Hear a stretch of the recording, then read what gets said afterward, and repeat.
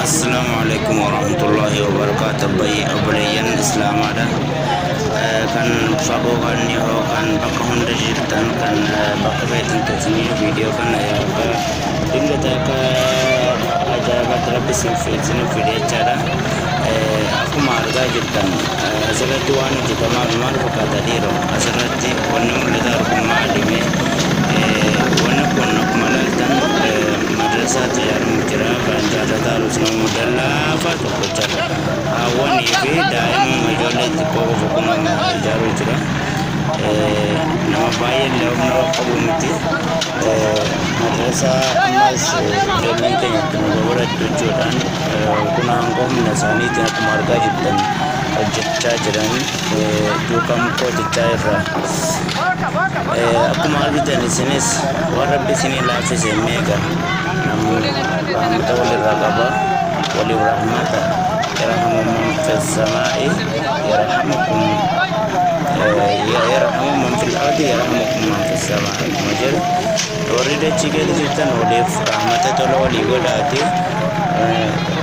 rabbiin samii jirullee isiniif rahmata godha akkuma jedhu nuti yoo waliif rahmata goone khayrii ismuni qabnu yoo walii kennine walii goone yookiin rabbiin akka itti rahmatu nu godha. Ammas kennuu qofaa miti rabbiin biratti miindasii barra akkasumas yoo kennitee dhiitta rabbiin birattis miindasii barra daganaa obboleeyyan kan kee gargaaraa jirta. Kanarratti waan qabdanii itti hirmaadha argatanii hawwantu hojjetaa jiran akkasuma bakka nu hojjetu eenyu jechuu qaba dhiiratu hojjechuu qaba. Kanaaf wantooti sanuu lafa soomanaatiin soomana kanaan hojjechaa jiranii jechaadha. Kanaaf wanni waan rabbi siin gargaareen bakka bu'aatii gargaaraa walilaa ta'eetu. Wassalaamu alaikum warahmatullahi wabarakatuh. Irham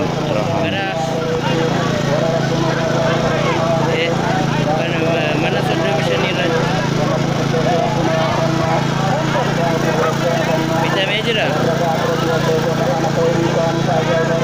kani version mission ini mau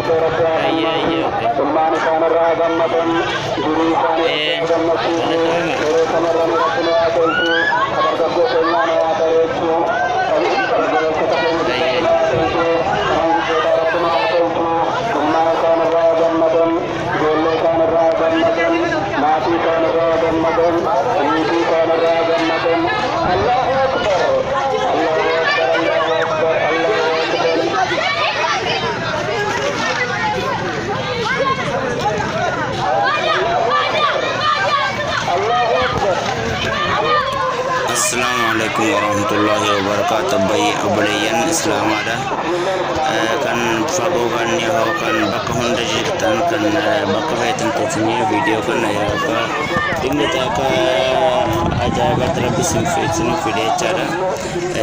Akkuma argaa jirtan asirratti waan hojjetamaa maal fakkaata dhiiroo asirratti wanni mul'ata argummaa dhimee wanni kun akkuma ilaaltan madrasaa ijaaramu jira kan jaalataa alusnaa modellaa fa'aa tokko jira. Hawwanii fi daa'imman ijoollee xiqqoo qofa kun ijaaruu jira. Nama baay'ee nama qabu miti. Madrasaa ammas ijoolleen keenya itti barattu jechuudhaan kun hanga humna isaaniitiin akkuma argaa jirtan hojjechaa jiran duukaa mukkootichaa irraa.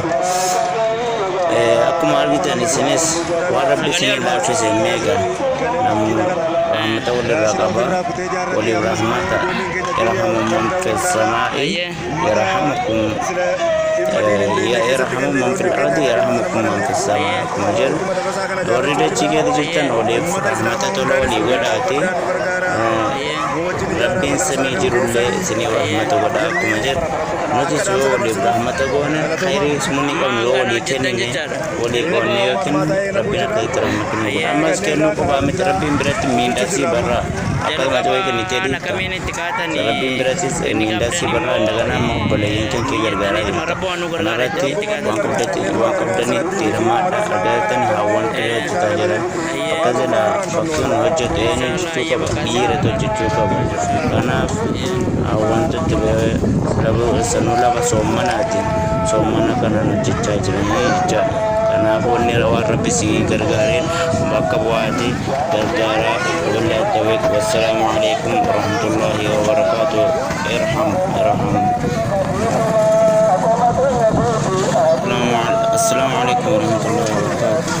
Aku marga irta ansinin gaitan jasa matris salam bukan kota cara kenda kabatota anu bukan aku marga puno mona kam dua sejarah cerah rahmat gore sepede rahmat gore api ansinin gera sini orang